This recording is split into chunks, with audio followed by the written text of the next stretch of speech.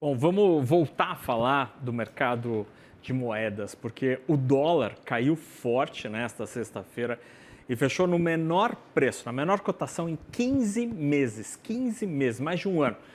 Com alívio do investidor pela ausência, pelo menos temporária, da reação dos Estados Unidos depois da condenação ontem do ex-presidente Jair Bolsonaro e com o grande pano de fundo de expectativa, grande expectativa de corte de juro pelo Federal Reserve na semana que vem, na quarta-feira, super quarta. Para entender todo este cenário, a gente conversa agora com o ex-diretor do Banco Central e colunista do Money, Tony Volpon. Tony, muito boa tarde. O que explica este dólar nesta marca? Quanto tem de Fed, quanto tem de Brasil nesta apreciação do real? Hoje especificamente o real se teve um certo destaque, né, em relação a outras moedas emergentes. Então isso te dá uma dica que tem mais Brasil do que Fed, pelo menos hoje, né. Apesar que certamente a tendência de queda que a gente tem visto na cotação tem uma parte importante do Fed. Eu acho que é exatamente o que você falou, né, o mercado estava esperando alguma reação talvez mais forte por parte do governo americano em relação à condenação do Bolsonaro e ela não veio, né? Então, acho que isso tirou um pouquinho, né? Tirou as pessoas que estavam talvez assumindo posições vendidas, esperando essa reação, decidiram zerar, especialmente quando você entra no final de semana. Agora, Tony, que tipo de reação é o. Porque a Casa Branca deu sinais hoje, a nossa correspondente em Washington teve essa apuração, de que uma eventual reação, ela continua na mesa, isso continua sendo discutido na Casa Branca. Que tipo de medidas eventualmente poderiam ser tomadas e quais impactos nós teríamos no mercado financeiro? A grande preocupação hoje do investidor mora onde? São sanções comerciais? É uma questão de, eventualmente, de impedimento de acesso a mercados? Onde mora o temor hoje? Boa pergunta, né? Porque do lado comercial, né, tarifa de 50%, eu acho que só tem um outro país, que é a Índia, que tem uma tarifa tão alta também por razões políticas, não tem nada a ver com a questão comercial, né? O caso da Índia é que eles compram petróleo da Rússia. Então não tem muito mais do que fazer no mercado de bens, assim dizendo, né? Sempre tem um temor latente, mas eu acho bastante improvável de você ter sanções financeiras sobre o sistema bancário, fluxo de capital, alguma coisa do tipo, né? Isso seria bastante destrutivo, né? O Brasil tem uma conta de comércio relativamente fechada, mas uma conta de capital bastante aberta, tá? Então qualquer tipo de movimento nesse sentido seria muito ruim, mas aí você ia pegar muito banco americano, né, no meio desse tiroteio. Então acho que a Casa Branca seria, né, com Trump talvez tudo seja possível, mas acho também provável que um Scott Bessent da vida ia permitir algum tipo de medida que pegaria o sistema financeiro americano, né, especificamente os bancos americanos. Os bancos americanos têm grande exposição ao Brasil. Então, acho que isso é improvável, né? Acho mais provável, talvez, algumas medidas direcionadas a membros do governo e a membros do judiciário, que obviamente é algo muito ruim, né? Mas que não tem, talvez, num primeiro momento, alguma consequência macroeconômica, né? Obviamente, teria que ver também o que o Brasil faria, o governo brasileiro faria em reação a medidas desse tipo, né? E não talvez cair num ciclo de escalada de medidas dos dois lados, né? Mas eu acho que, na verdade, enfim, o mal já foi feito, a economia brasileira tem se ajustado bem às tarifas, né? A gente está conseguindo não só achar outros mercados, mas também usando outros mercados para exportar para os Estados Unidos, né? Então, por exemplo, a notícia é que as exportações brasileiras subiram 40% para o México. É, Você acha que os mexicanos estão comprando mais bens brasileiros ou tem gente no México comprando bens brasileiros e mandando para os Estados Unidos, né? Deixo a resposta com vocês. E, Tony, essa hipótese, essa história da triangulação é realmente algo que os números deixam, assim, indicam um caminho, me parece bastante evidente, né? E isso pode se atribuir à capacidade do setor produtivo, do setor privado, de ter Mas agilidade de reagir a é. essa situação, né? E tá todo mundo fazendo, tá? Não tô. não é só o empresário brasileiro, mas se você olha, está todo mundo fazendo isso. Todos os países que realmente sofreram com tarifas pesadas dos Estados Unidos estão achando essas maneiras de meio que burlar essa política tarifária. É um dos problemas da política tarifária, tá? E por isso que, né, economistas dizem não, é uma má política, porque você acaba tendo todo esse tipo de distorção, trade diversion, né? Tudo vira uma bagunça, né? Então acaba sendo muito menos efetivo do que o governo, né, do que o governo acha. Agora, isso dito, né, os Estados Unidos está arrecadando quase 500 bilhões por ano de receita tarifária. Então, assim, tá entrando dinheiro no cofre do Tesouro americano, apesar de todas essas medidas, né? Mas, enfim, no caso brasileiro, as tarifas realmente não parecem ter tido nenhum impacto relevante na macroeconomia. Tony, diante desta capacidade de adaptação de vários dos fornecedores de insumos para a economia americana e, ao mesmo tempo, em que há um evidente resultado fiscal destas tarifas, qual te parece ser a possibilidade de alguma mudança nessa política comercial a partir da mente insondável de Donald Trump? Isso tudo posto, torna mais improvável a gente ter uma volta atrás das tarifas e das condições dessa guerra comercial? No caso brasileiro específico ou em Não, geral? em geral, te parece a possibilidade de Não. passos atrás assim não te parecem no radar?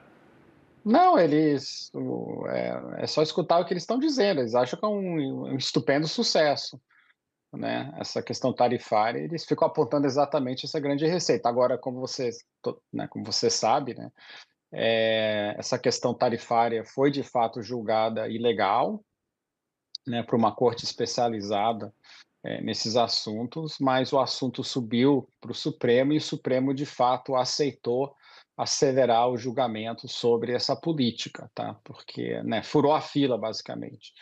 E então em breve teremos notícias, né, do Supremo americano se essa política é legal e em que sentido ela é legal. Então pode ter uma reviravolta nessa política tarifária vindo do judiciário americano, mas certamente não vai vir do executivo, nem do Congresso.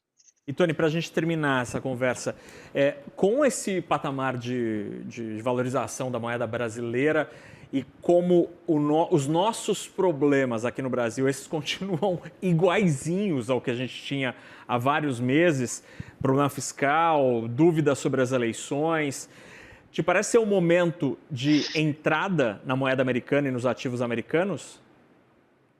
Não, porque eu acho que, tem uma grande dúvida sobre a extensão, do ciclo de corte de juros nos Estados Unidos.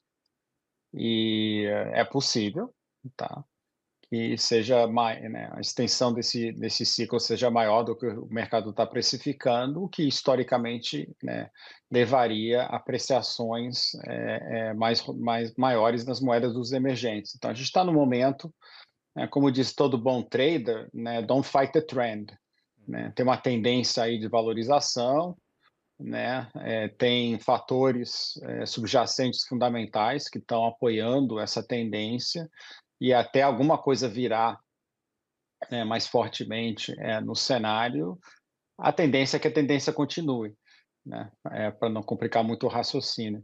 E uma coisa importante também, né, nisso, já que diferencial de juro é importante, tem que pensar sobre o nosso BC, né, o que que o nosso BC vai fazer frente a esse cenário. E o mercado, eu acho que hoje está apostando que BC vai continuar, pelo fato que as projeções de inflação continuam bem acima da meta, apesar que eles melhoraram bastante no último mês, né, só olhando por focos, é que o BC ainda deve continuar, nesta reunião pelo menos, né, a mandar né, a manter uma postura bastante dura, né, bastante hawkish. E isso é outra coisa, né, que apoia essa tendência de valorização do real. O real, apesar dessa valorização recente, por várias métricas, ainda é uma moeda barata. Uhum. Tá, tem isso também, né, ainda continua barato, né, várias pessoas que fazem cálculos, enfim, né, o modelo efeito planilha, quase aceita tudo, né, mas quando eu pelo menos olho para conjunto de modelos que eu acho que fazem mais sentido, tudo indica que, né, por exemplo, se não fosse temos nossa questão fiscal, tá? Mas até levando em conta todos esses problemas, tá? O valor, né, o valor mais justo da moeda, né, sem adicionar muito prêmio, estaria mais perto de 5, né, do que esses 5,35, 5,5. Isso tem sido verdade por muito tempo, então, enfim, né? Mas agora, finalmente, né, engatou uma certa tendência de valorização. Eu acho que o Banco Central deve, né, gostar do fato que a moeda está de fato valorizando, porque vai ajudar na questão da inflação. Então, acho que também o Banco Central não deve fazer, nosso Banco Central, né, não deve fazer nada para impedir que essa tendência continue, porque eu acho que é uma coisa positiva nesse momento, quando a gente tem de fato um problema inflacionário, né.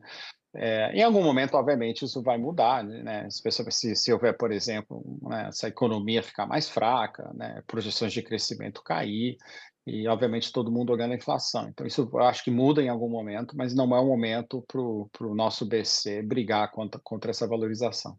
Ou seja, diante desse cenário que você nos traz e esses vários modelos que você tem analisado, que você tem observado, Tony, dá para dizer que tudo constante, se confirmando a quarta-feira com o Fed iniciando o corte, a gente pode ter um caminhar e uma cotação um pouco mais próximo desse valor justo de R$ 5 do que a gente tem agora? Sim, né, a tendência pode continuar. Eu acho que aí, né, acho que tem muito mais incerteza do lado do Fed que do BC, Ah, tá? Acho que o BC vai continuar meio copy-paste, uhum. né? Aquelas pequenas mudanças que você faz de comunicado a comunicado, ata a ata, projeção, etc., mas não vai mudar muito a narrativa, né.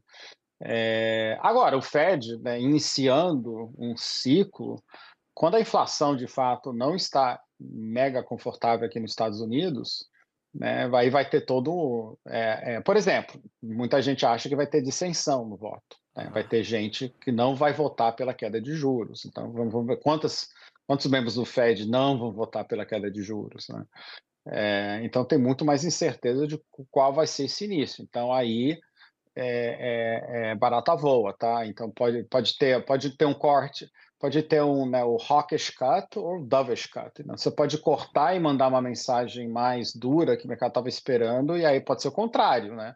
Aí o dólar se valoriza, apesar do corte. uhum. E vice-versa, né? Você pode, né, cortar e mandar uma mensagem, né, sinalizações, forward guidances que indicam que o ciclo vai ser maior do que o mercado estava precificando, aí é o contrário. Então, acho que é assim, o que vai acontecer na quarta-feira, em relação ao real especificamente, eu acho que potencialmente pode vir de alguma surpresa mais do Fed do que do Banco Central brasileiro. Interessantíssimo, interessantíssimo essa análise do Tony Volpon sobre esta carga que pode ter, não é apenas o número, e isso pode ter muitas tonalidades distintas, e isso obviamente vai fazer preço. Tony Volpon, É, ex-diretor do Banco Central, colunista aqui do Money, obrigado pela conversa, um ótimo fim de semana, meu caro. você também, até a próxima. Abraço.